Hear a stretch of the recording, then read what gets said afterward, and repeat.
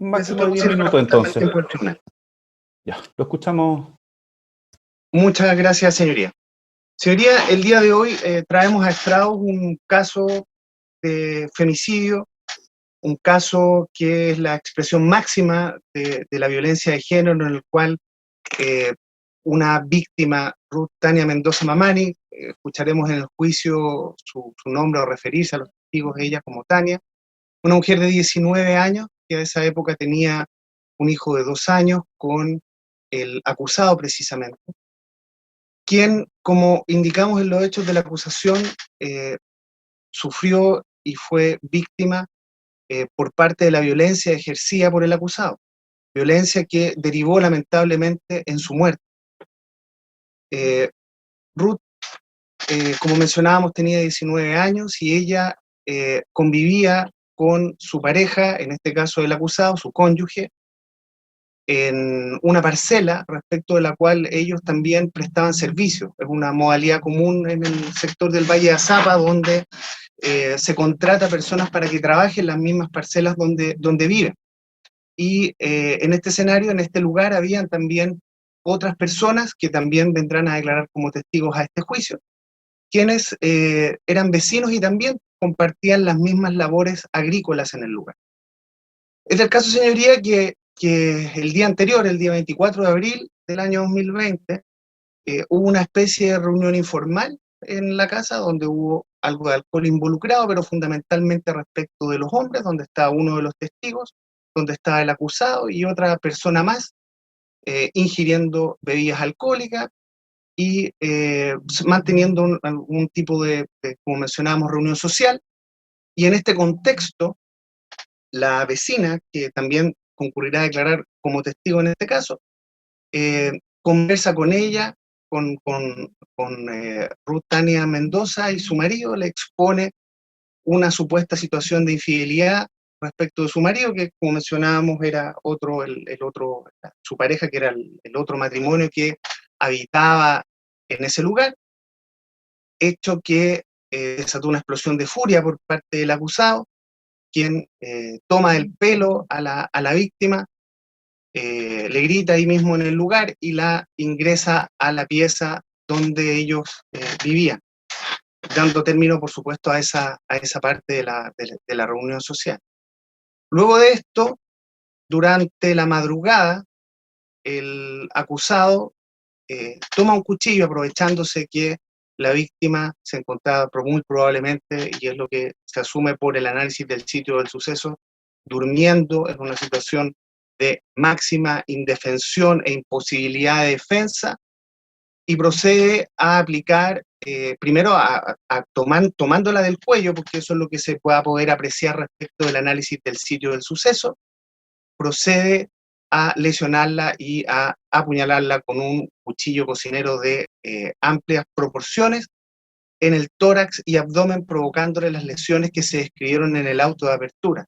Lesiones de tremenda gravedad, lesiones penetrantes, 2 de las cuales son evisceradas en términos médicos, y como tendremos la oportunidad de verlo en el juicio, es precisamente que parte de las vísceras del cuerpo salen hacia el exterior. Es una escena, es lamentable y es tremendamente fuerte de presenciar. Luego de esto, el acusado lo que intenta hacer es disfrazar esta situación y en la mañana llama a sus vecinos dándoles cuenta de que habría habido aquí un suicidio a través de un familiar que también está citado como testigo de este juicio. Llaman a Carabineros y a Carabineros se le expone la tesis de que esto fue un suicidio, con todas estas situaciones que mencionamos. Incluso tenía heridas defensivas en las manos, lo que se declarará y se verá durante el juicio, lo que hacía absolutamente poco razonable, por decirlo de alguna manera, la tesis planteada en ese momento.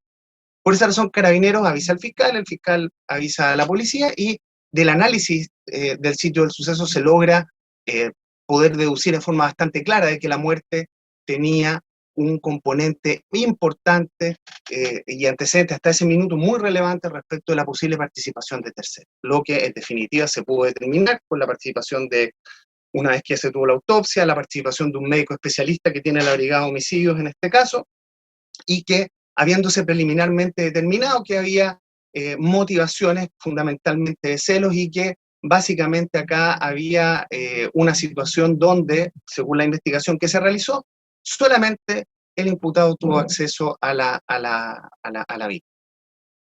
Por esta razón, señoría, es que con todo este análisis contextual es que nosotros pretendemos probar al tribunal la existencia de este delito y que además fue realizado, como lo indicamos en la acusación, en forma alevosa, donde el propio acusado se aprovechó de una situación de indefensión, cual era que la víctima se encontraba sola, que se encontraba durmiendo, y además a través de la utilización de un arma bastante contundente, como podremos apreciarlo. Este caso, señoría, y lo vamos a señalar en forma inmediata, tiene la situación de que no hay un testigo presencial del homicidio, ¿sí? Nosotros lo que vamos a probar, señoría, en este juicio son todas las circunstancias previas que dan cuenta de la motivación, es el análisis del sitio del suceso que es fundamental, y además que, dado el análisis y la investigación que se realizó, no hubo nadie más que tuviera acceso a la víctima a esa hora y en ese lugar más que el imputado. Tenía la motivación y él estaba en el lugar. Vamos a probar aquello, señoría. También vamos a señalar, señoría, que dadas ciertas circunstancias que ocurrieron al inicio de la investigación, algunos de los testigos que indicamos que fueron los presenciales fundamentalmente del episodio del día anterior, prestaron declaraciones complementarias. La primera fue una declaración muy general respecto de la cual indicaron solo algunos antecedentes y luego en una segunda, en una instrucción particular que indicó la Fiscalía, se explayaron respecto del incidente del día anterior que aclaró la motivación por parte del imputado. Nosotros pretendemos a través de este juicio, señoría, construir un conjunto de hechos que al tribunal, al igual que en su momento ocurrió respecto de los investigadores, llevarlos a la convicción de que precisamente el acusado fue el autor de este femicidio. Señoría, nosotros estimamos que este delito, y con esto ya terminamos, este es uno de los delitos, señoría, más graves de nuestro ordenamiento jurídico, solo superado por el delito de violación con homicidio en términos de pena, lo que nos indica la gravedad que para el legislador tiene este delito. Por esta razón, señoría, nosotros pretendemos en este juicio probar la participación del acusado, probar la existencia de este delito y, en definitiva, lograr la condena por el delito de femicidio íntimo que acusamos en nuestro escrito. Gracias, señoría, eso es todo con nosotros. Gracias, fiscal. Siguiendo el orden del auto de apertura, le voy a dar la palabra a los representantes, a las representantes, mejor dicho, del Servicio Nacional de la Mujer. ¿Quién va a hacer las alegaciones? Muy buenos días, magistrada. Por esta parte, Giovanna Barbayelata. Al mismo tiempo. Ya, magistrado. Hoy comenzaremos por la parte querellante del Servicio Nacional de la Mujer y Equidad de Género, con el alegato de apertura que lo quisimos denominar un lobo disfrazado de oveja. 13. La mujer 13 que fue muerta en el año 2020, en este caso, por el acusado se llamaba Ruth Tania Mendoza Mamani. Ruth tenía tan solo 19 años y era madre de una pequeña niña de tan solo 2 años de edad. En la actualidad, a nivel nacional a la fecha, llevamos 18 femicidios. Por otro lado, 64 han sido femicidios frustrados.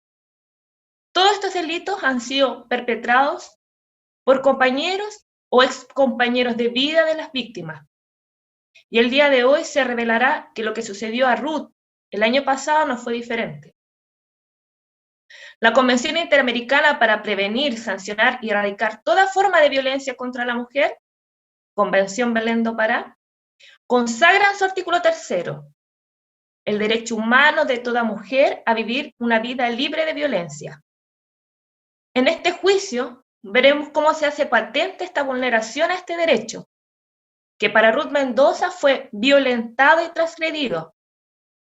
Acá, magistrados, hay una sola víctima, que es Ruth Tania. Es así, sus señorías, que esta historia es de un hombre que decide terminar con la vida de una mujer de tan solo 19 años, quien fue su cónyuge, y madre de la menor de iniciales SAHM, una joven mujer peruana que había migrado desde su país junto al acusado buscando mejores horizontes, lejos de su familia y redes, siendo su única inspiración para luchar su pequeña hija, hoy de tan solo 3 años de edad. Este lobo disfrazado de oveja es un hombre agresivo, dominante, que anuló a Ruth Tania por el hecho de ser mujer, le propinó malos tratos y llegó a la manifestación más extrema de violencia de género, el femicidio. Dichas acciones, sus señorías, podrán ser corroboradas con los testimonios pertinentes que verán en este juicio oral, tanto prueba documental, testimonial, las fotografías, como de quedó su cuerpo, y por supuesto, el informe científico técnico del sitio de suceso, donde Ruth fue hallada sin vida, tendida en su cama. Este hecho macabro ocurrió en la madrugada del día 25 de abril, cuando el acusado Edwin Ricardo Guanacuni Lima, de tan solo 22 años, posterior a una discusión producto de celos infundados, enojado y convencido de sus propias conclusiones, agredó a la víctima física y verbalmente. Ruth se defendió, pero el imputado, aprovechando su fuerza, le propinó heridas cortopunzantes, penetrantes, con arma blanca en el abdomen. 5 heridas que le quitaron la vida, y una de ellas tan profunda en el colon descendente que generó salida de materia fecal. A Ruth le quitaron su vida. Fue muerta en manos de su cónyuge, padre de su hija. Ruth Magistrada fue asesinada y murió por un shock hipovolémico, que de haber recibido atención adecuada y oportuna, podría haber sobrevivido. Sin embargo, el acusado la dejó en la misma cama donde la atacó, herida y sangrando, quitándole así la oportunidad de seguir viviendo, de crecer y disfrutar a su hija en ese instante de tan solo 2 años de edad, quitándole además el derecho a esta menor de crecer en un lecho familiar libre de toda violencia. Sus señorías, solicitamos por esta parte que la valoración de la prueba se realice bajo la prisma de la violencia de género, y además que se arribe a un veredicto condenatorio. El tipo penal que nos enfrentamos es uno de los delitos más atroces y repudiados por la sociedad, situación que ninguna mujer debiera sufrir. En 1994, el sistema de las organizaciones de Estados americanos incorporó el tema de la violencia contra las mujeres en su agenda pública mediante la Convención Belén do Pará. Hoy, el Estado de Chile tiene la posibilidad de aplicar no solamente la legislación interna, sino que también la internacional. Es así, ya terminando, que en este juicio se acreditará, más allá de toda duda razonable, que el acusado actuó con dolo de matar, como autor directo del delito de femicidio consumado de Ruth Tania, y por esto solicitamos las penas que se indican en la acusación de prisión de perpetua, además de las penas accesorias y costa de la causa. Gracias, abogado. Abogado querellante, tiene la palabra al mismo tiempo. Muchas gracias, señoría. Bueno, bien como la señalaba el Ministerio Público y el Servicio Nacional de la Mujer y Equidad de Género, la presente causa que se someterá a juicio versa sobre hechos que apuntan a la conducta desplegada por el imputado en cuanto al delito de femicidio, que con la prueba que mantiene la Fiscalía será suficiente para demostrar la participación del imputado en este delito, por lo que como parte querellante nos mantendremos atentos al desarrollo de la prueba para configurar los hechos de la acusación a la cual nos adherimos, su señoría. Gracias, abogado. Señor defensor. Muy sucintamente. Gracias, abogado. Señor defensor, tiene la palabra, 12 minutos como máximo, atendido que se tiene que hacer cargo de los 3 alegatos. Eso sería. Iría, ya desde la acusación, este es un juicio difícil. Este no es un juicio, como nos plantea el Ministerio Público, en definitiva, de circunstancias concomitantes, lo que habría pasado en esa habitación ese día, en la noche de la madrugada. qué es lo que habría pasado, cómo habrían sucedido las cosas. Ese es el centro del juicio, propiamente tal. Como bien dice, no hay un testigo presencial del homicidio mismo. Los móviles, como bien dice el señor fiscal, resultan relevantes. Pero resulta relevante, y es dentro de la prueba, para que ustedes conozcan realmente lo que pasó, lo que experimentó esa noche Ruth y mi representado Don Edwin. ¿Cuál es la situación? Porque esto es fácil, o creo que no es propio de esta etapa, donde tenemos que decir lo que vamos a presenciar en el juicio, lo que ustedes van a tener que evaluar, solamente referirnos a Belén du Pará, como en definitiva, como la obligación de Estado. Lo tengo claro, como todo organismo dependiente del Estado, nuestras obligaciones y nuestros compromisos internacionales, y la protección que debe tener hacia el interior de nuestra legislación como hacia el exterior. Pero este centro es la prueba, y la prueba difiere de lo que nos plantea la querellante, se acerca a lo que nos dice el Ministerio Público. Las circunstancias de estos testigos presenciales de los hechos de la noche anterior van a ser relevantes cuando entremos a decidir o no, cuando dicen, por ejemplo, se nos plantea por la querellante, celos infundados, cuando tenemos los vecinos. Acá, mi representado vivía junto a Ruth, a 10 metros de él, van a conocer en el juicio, en otra mediagua vivía otra pareja, los testigos don Jorcinho y la señora Ruti Mamani. Van a conocer acá, en el tribunal, cómo Ruti Mamani encara, en definitiva, a Ruth respecto a celos de que ella tuviera una relación con don Jorcinho. Ese es el hecho del día anterior. Esos son los hechos, en definitiva, que lo niegan los testigos inicialmente, hasta que aparece un tercer testigo, Calizaya, que es el que destapa esta situación fáctica de lo que habría producido el día anterior. Entonces, cuando analicemos estos hechos, y eso es lo que le pide el tribunal, no es solamente la puntualidad que pasó ese día a las 12 de la noche. Aquí están los contextos, los que van a ir decidiendo cómo se dieron las circunstancias. La defensa nos viene a plantear acá, y desde ya se lo anticipo, señoría, a una absolución, falta de participación. No. Quieran o no, la defensa está planteando aquí la pena justa. La pena justa que tendría que aplicar este tribunal. Porque los hechos no son tan simples como se pretende creer cuando uno ve una página de un diario. En definitiva, tercer femicidio cometido. Sí, hay una materialidad detrás de eso, las vidas de las personas. La vida de la señorita Ruth, la señora Ruth, que falleció lamentablemente, la vida de don Erwin. No estoy convirtiéndolo en víctima ni nada, sino planteando la situación de los hechos. ¿Quién era don Edwin? ¿Quién era la señora Ruth, tal como se nos presentó? ¿Cómo ingresa a nuestro país? ¿Cuáles son sus proyectos de vida? ¿Cómo estaban viviendo en ese momento?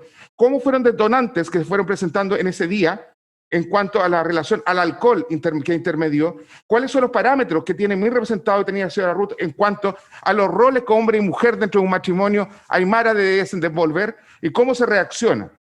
¿Y cómo esto desencadena en el acto posterior? ¿Cómo desencadena en ese momento? Esos elementos son relevantes para conocer la materialidad y dónde como Estado debemos enfrentar la violencia de forma previa y no esperar este momento y ahora crucificar a todo aquel que en definitiva pudiera ser autor. Está bien, la pena justa. Eso es lo que plantea para este juicio. La pena justa en que no va a concurrir la agravante que indica el Ministerio Público, probablemente tal. Y la determinación de los hechos, creo, resultará relevante. Mi representado va a prestar declaración ante ustedes. Les va a contar quién es él, qué es lo que pasó ese día, cómo sucedieron las cosas y cómo lo fue viviendo, y cómo lo enfrenta y lo ha enfrentado en este tiempo. Esa es la realidad, y frente a eso, señoría, ustedes juzguen.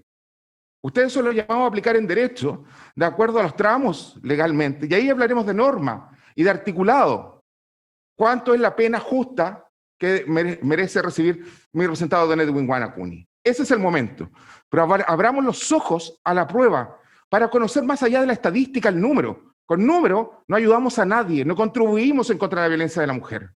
Es la vida y la realidad, que es lo que podemos ir haciendo. Y frente a eso es que en definitiva plantea la defensa, como ya le he dicho en un par de ocasiones, se trata de un juicio de la pena justa. No plantearemos absolución, sería. Es más, mis representados se sentarán ante ustedes y les contarán lo que pasó y cómo se acometió y cómo sucedieron las cosas y cómo se encuentra él. Eso es lo que plantea la defensoría. Gracias, defensor. Señor Guanacuni, ¿me escucha? Sí. Como le indiqué al inicio de este juicio, usted tiene una serie de derechos, ya escuchó la acusación y también los alegatos de los abogados. El Ministerio Público, en este caso, tiene la obligación de probar los hechos por los cuales usted está siendo acusado. Y a propósito de aquello, usted tiene derecho a guardar silencio, pero como se trata de un derecho, usted lo puede renunciar. ¿Qué significa que lo renuncia? que presta declaración. Ya su abogado ya indicó algo sobre el punto. Le tengo que advertir, eso sí, que si usted presta declaración, es a modo de defensa, lo que significa que usted puede ser interrogado por el fiscal del Ministerio Público, los abogados y abogadas querellantes, o por el defensor, o por alguno de los jueces para aclarar sus dichos.